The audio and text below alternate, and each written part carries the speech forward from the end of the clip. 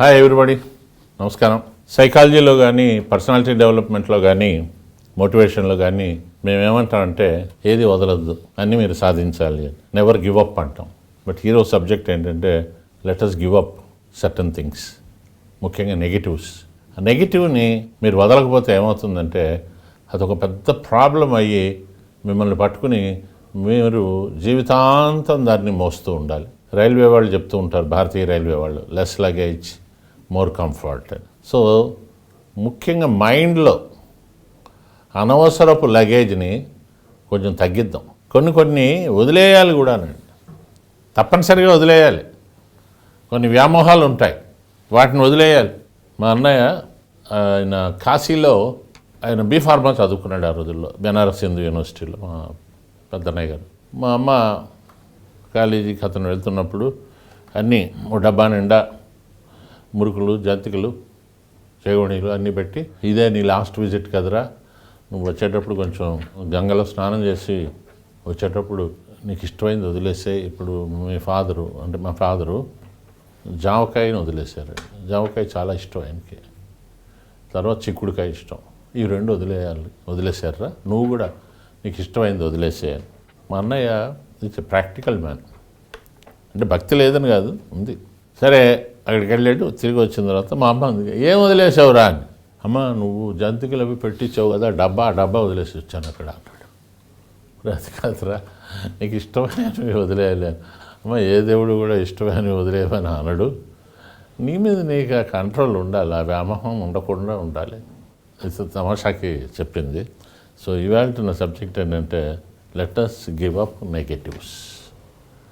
కొన్ని విషయాలను మనం వదిలేయాలి, కొన్ని విషయాలని నెవర్ గివ్ అప్. బట్ ఆ నెవర్ గివ్ అప్ మనం చాలా మాట్లాడుకున్నాం, పట్టుదలతోటి ముందుకు వెళ్ళాలి అని. ఈ వదిలేసేవి ఏమిటి నన్ను అడిగితే పచ్చి తెలుగులో చెప్పాలి అంటే చెత్త. ఇప్పుడు చూడండి ఫోటోలో చెత్త తిన్నాడు ప్లేటు, దాన్ని తీసుకెళ్ళి డస్ట్బిన్లో పడేస్తున్నాడు. అది అవసరం, అది దాచుకోవాల్సిన అవసరం లేదు, అందులోని కంటెంట్ తినేసాడు. దాన్ని జాగ్రత్తగా ప్యాక్ చేసి మూట కట్టి బయటపడేయాలి. అలా కాకుండా చెత్తలో పడేస్తే ఆ సర్వెంట్ మేట్ తీసుకెళ్ళి బయట చెత్తలో వేస్తుంది, అది మొత్తం పల్లెంతా చెత్త అయిపోతుంది. ఇగో ఇలా అయిపోతుంది. దీనివల్ల పల్లెంతా కూడా పాడైపోతుంది.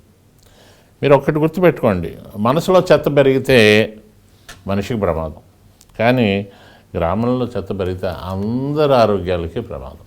అలాగే మీ మనసులో చెత్త, రెండు చెత్తలు ఉంటాయి. ఒకటి తడి చెత్త, రెండోది పొడి చెత్త అంటారు.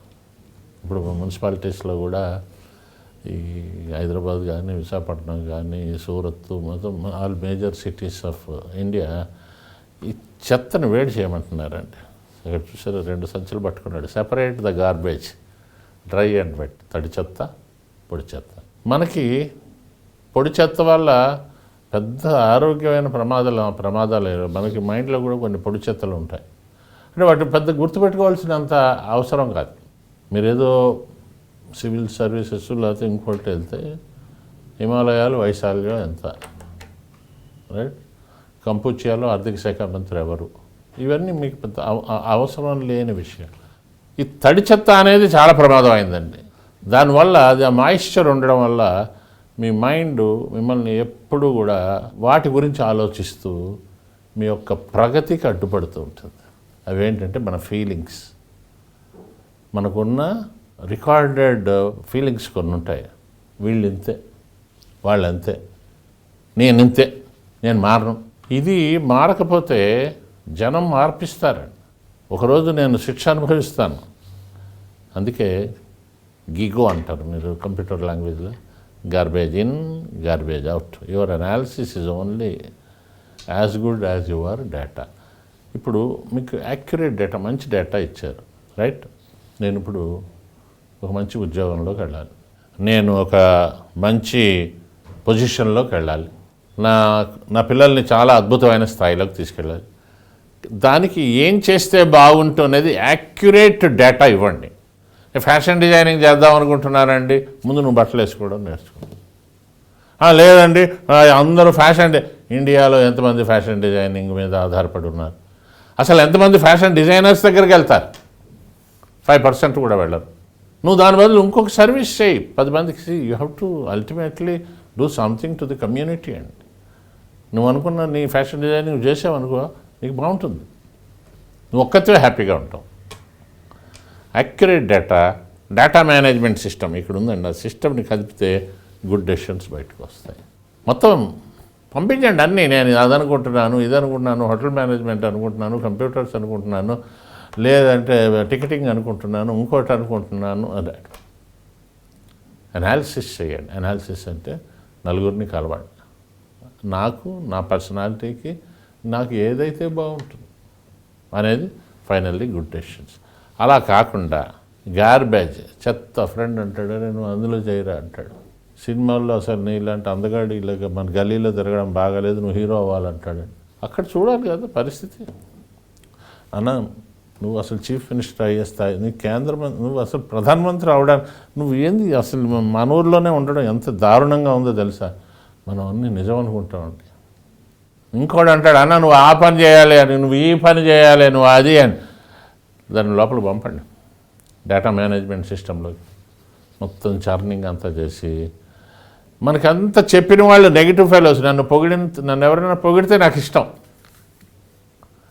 నువ్వు అసలు ఇంత స్మార్ట్గా ఉన్నావు, నువ్వు ఈ గల్లీలో ఉన్నావు, ఏందో అసలు తూ ఆడు బీర్ బాటిల్స్ అమ్ముకునేవాడు, ఖాళీ బాటిల్స్ అమ్ముకునేవాడు కూడా యాక్టర్ అయిపోతున్నాడు, నువ్వెందుకు అవ్వలేదు. ఇట్లాంటివి అనగానే నేను వెళ్ళిపోవాలనుకుంటున్నాను. బ్యాడ్ డెసిషన్స్ వస్తాయి, వాళ్ళ లైఫ్ అంతా రూయిన్ అయిపోతుంది.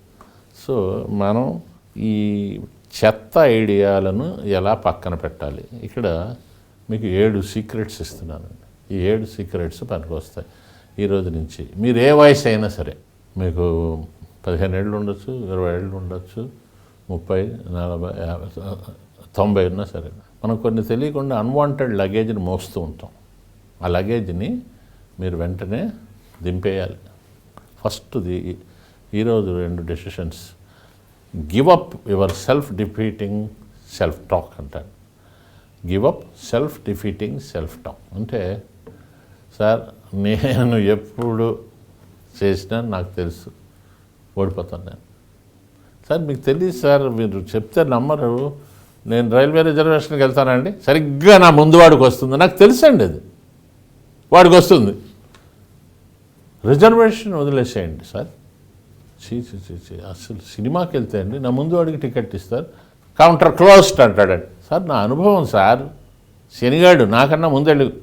ఈ మాటలు బాగానే, ఏదైనా ఎప్పుడైనా జరిగితే అది కోఇన్సిడెన్స్ నమ్మండి, యాదృచ్ఛికంగా. రెండవది, give up your need for control others. నా మాట ఎందుకు విన్నారు sir, I'm the head of the family. ఏమొచ్చింది మా కోడలికి, మా అబ్బాయి ఏంటి వాడు ఇష్టం వచ్చినట్టు మాట్లాడుతున్నాడు, వాడు ఆఫ్టర్ ఆల్ వాడేంటి సార్, వీడే ఏంటి సార్ మన ఇంట్లో అద్దుకుంటున్నవాడు ఇట్లా ఏమండి. ఇవే విషయాల్ని మీరు మరో కోణాల్లో చెప్పచ్చు, వాళ్ళు వినేలా చేయొచ్చు. లెట్ us గివ్ అప్ అండి, లెట్ us గివ్ అప్. ఇలాగే అనుకుంటే మిమ్మల్ని చూసి జనం తప్పించుకుంటారండి, నసగాడు అనుకుంటారండి, చండాలమైన మనిషి. కొన్నింటిని పర్స్యూ చేయాలి అంటే సున్నితంగా చేయాలి. ఆ పర్స్యూ అంటే మళ్ళీ స్వాతిముత్యంలో కమలాసన్లా కాదు. ఆ స్వాతిముత్యంలో కమలాసన్ పాపం డబ్బు కోసం చిన్న చిన్న పనులు చేస్తాడు, కొరడాతో కొట్టుకుంటే సోమయాజులు గారు చూసి, ఏమయ్యా ఏంటి అలా కొట్టుకుంటున్నావు అంటే, నాకు ఉద్యోగం లేదు, నేను ఇప్పిస్తానంటాడు. ఆ రాత్రి ఆయన తలుపులు వేసుకోబోతుంటే వచ్చి ఉద్యోగం అంటాడు. మరి చెప్తానులే అంట. పొద్దున్నే ఆయన పాలు కోసం బయటకు వెళ్తే, సార్ ఉద్యోగం అంటాడు. చెప్తానయ్యా, గుడికి వెళ్ళి కొబ్బరికాయ కొడుతుంటే, సార్ నా ఉద్యోగం అంటాడు. అది కాదండి పర్స్యూషన్ అంటే. దానివల్ల ఏమవుతుంటే చేసేవాళ్ళు కూడా చేయరు. సో మీరు ఎదుటివారిని కంట్రోల్ చేయడానికి ట్రై చేయకండి. నెక్స్ట్, రేపు ఒక 2 డెసిషన్స్ తీసుకోండి. ఈ 2 డెసిషన్స్ తీసుకోవడానికి ఒకరోజు సరిపోతే 2 రోజులు తీసుకోండి, లేదంటే వారం తీసుకోండి. Next week give up the habit of criticism. ఇది చాలామందిలో చూస్తూ ఉంటానండి. ఎవరి గురించి చెప్పినా వాడా మీకు ఏం తెలుసు అసలు అంటాడు. మీరు ఇట్లా మాట్లాడినందువల్ల అంటే రేపు మీ గురించి వీడు పెద్ద సినిక్ అని చెప్పుకుంటారండి. ఆవిడ నోట్లో ఈ రోజు దాకా ఎవరిని పొగడ్డం నేను చూడలేదు అంటారు. నాకు తెలియదునండి కావాలంటే. సద్దాం హుస్సేన్ ఎలాంటి వాడు అంటే నాకు అంత ఐడియా లేదు. అదే తప్పించుకోవడం ఏం కాదండి, మనకేదో తెలియనప్పుడు సద్దాం హుసేన్ మరి మంచివాడు అయి ఉండొచ్చు. అంటే అదని కాదు, మామూలుగా ఏంటంటే క్రిటిసిజం మీరు కొంతమందికి వెనతో పెట్టిన విద్య వదిలేయండి. Next, give up your need to impress others. ఎదుటివారిని పొగడటానికి ట్రై చేయకండి. కొంతమంది అఫెండ్ అవుతారు. అఫెండ్ అయినప్పుడు చేసే పని కూడా చేయరండి. ఈ మధ్య నా ఫ్రెండ్ని నేను ఒక డాక్టర్ దగ్గరికి పంపాను. అతనికి ఒక ప్రాబ్లం ఉంటుంది. ఆ ప్రాబ్లం తోటి సరే ఆవిడకి వెళ్ళి చెప్పాడు. చెప్పడానికి నేను కూడా చెప్పాను, మేడం అతను వస్తాడు కొంచెం మాట్లాడండి. ఇతను వెళ్ళగానే మీ హెయిర్ స్టైల్ చాలా బాగుందండి, మీ ఇంగ్లీష్ చాలా మీరు తెలుగులో మాట్లాడుతున్నారు, బాగా మాట్లాడుతున్నారు, యాక్చువల్గా మీరు తెలుగు వాళ్ళేనా? ఆవిడంది కమ్ టు ద పాయింట్ అండి. కమ్ టు ద పాయింట్ అంటే అది కాదండి, నేను ఊరికే చెప్పాను అది అని. చివరికి ఇంకెవరికో రాసింది, సైకాట్రిస్ట్ దగ్గరికి వెళ్ళమంది, నా దగ్గరకు వచ్చాడు. సార్ అదేంటి సార్? నువ్వు ఎందుకు ఆవిడ పొగడాల్సిన అవసరం ఉందా నీకు? వాళ్ళు ఇట్లాంటి పొగడతల కోసం కూర్చోలేదు అక్కడ. అదేమీ ఫ్యాషన్ పెరేడ్ కాదు. ఆవిడ మాట్లాడింది, ఆవిడకి వీలైనట్టు దువ్వుకుంది. పైగా అది సమయం కాదు, పైగా నువ్వు మొగాడివి, అక్కడ అమ్మాయి. మీ హెయిర్ స్టైల్ బాగుంటుంది, మీ తెలుగు బాగుంటుంది, వంకాయ ఇవన్నీ ఎందుకండి వాళ్ళకి? సో అసలు ఎదుటివారిని మచ్చిక చేసుకోవడానికి పొగడ్డం మానేయండి. నెక్స్ట్ ఒక 3rd వీక్లో 3 ఉంటాయండి. Give up your resistance to change. నేను మారనండి, పుట్టుకతో వచ్చే బుద్ధులు పుడకలతో కానీ నా బతికి అంతేనండి. నేను ఎవరిని ఏం అనకుండా ఉండలేను. నేను ఎవరైనా మాట్లాడితే నాకు లోపమే కనబడుతుంది. మారాలి, నువ్వు మారకపోతే మనుగడ కష్టం, అందరూ నేను తీసి మూల వేస్తారు, వెయ్యి అంటారు. వాళ్ళు చివరికి మానసిక వైద్యుడి దగ్గరికి వెళ్ళాలి. రెండోది, give up the habit of labelling others. ఆ ఊరువాడి సంగతి మీకు తెలుసు? అసలు ఈ ఊరువాడు ఇంతే, ఆ ఊరువాడు అంతే. పూర్వం కొన్ని పేర్లు ఉండేవాడు, భట్టిప్రోలు పంచాయతీ అనేవారు. అక్కడికి వెళ్ళిందంటే అది అసలు సెటిల్ అవుదాన్ని లాగుతూ ఉంటారు. అవన్నీ ఉత్తుత్తి మాట్లాడి వాళ్ళంతే, వీళ్ళంతే, ఆ సువర్ణపురంలో వాళ్ళు ఇంతే, వీళ్ళంతే, ఈ కులం వాళ్ళంతే. ఆ లేబులింగ్ అంటారండి, దాన్ని వదిలేండి. అండ్ చివరిగా, give up your limiting believes about what you cannot do. నువ్వు మరి హైయర్ ఎగ్జామ్స్కి రాయొచ్చు కదా అంటే, సార్ మీకు తెలియదు సార్, నా వల్ల కాదు సార్. నేను మొన్న రాశాను సార్, ఒక చిన్న ఎగ్జామ్ రాశాను, కానిస్టేబుల్ ఎగ్జామ్లో నేను పాస్ అవ్వలేను, ఎస్ఐకి వెళ్ళమంటారా మీరు నన్ను? చెప్పండి ఎలా వెళ్తాను? నమస్కారం అంటారు. నేను అలాంటి వాడు. నువ్వు అది రాయలేకపోయావు, ఆ రోజు నీ మూడ్ ఎలా? రేపు నువ్వు గ్రూప్ 1 రాయి, డిఎస్పీ అవుతావేమో అంటే, లేదు సార్ మీరు ఎట్లా చెప్తున్నారు నాకు అర్థం అవ్వట్లేదు, నన్ను ఉల్టా అడుగుతారు. వాళ్ళకి మామూలుగా పట్టాభిరామన్ అయితే నమస్కారం వెళ్ళండి అంటాను. నేను అంటాను వద్దు, గివప్, నువ్వేం చేయలేనని అనుకోవద్దు, నువ్వు చేయగలవు, అసలు ఈ స్థాయి దాకా వచ్చావు కదా. సో మారడానికి ప్రయత్నం చేద్దాం. ఈ తడి చెత్తను వదిలేద్దామండి. పొడి చెత్త మనకు ఉన్నాము లేకపోయినా ఏం లేదు, బట్ ఈ తడి చెత్తను వదిలేయడం వల్ల కొత్త రోగాలు రాకుండా ఉంటాయి, ఆరోగ్యంగా ఉంటాం, సంతోషంగా ఉంటాం. Right? So give up your self defeating self talk, give up your need to control others, give up your habit of criticism, give up your need to impress others, give up your resistance to change, give up your habit of labeling others, give up your limiting beliefs about what you cannot do. That's it. So ఈ 7 సూత్రాలు మీరు పాటించండి. దీనికి నన్ను అడిగితే 7 వారాలు తీసుకున్నా పర్వాలేదు. 7 వారాల నగలు ధరించే బదులు ఈ 7 వారాల ఈ చెత్తని మనం వదిలేయించుకోగలిగితే less luggage, more comfort. Okay, నమస్కారం.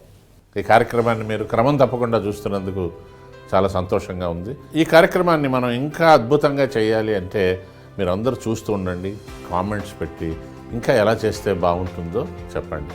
దీంతోపాటు మర్చిపోకూడదు ఏంటంటే మీ ఫ్రెండ్స్కి, రిలేటివ్స్కి ఇది షేర్ చేయండి. షేర్ చేసి వారు సబ్స్క్రైబ్ చేసేలా చేయండి. దానివల్ల వారికి వచ్చే బెనిఫిట్, నాకు వచ్చే బెనిఫిట్, చివరికి సమాజానికి వచ్చే బెనిఫిట్ చాలా ఉంది సుమా.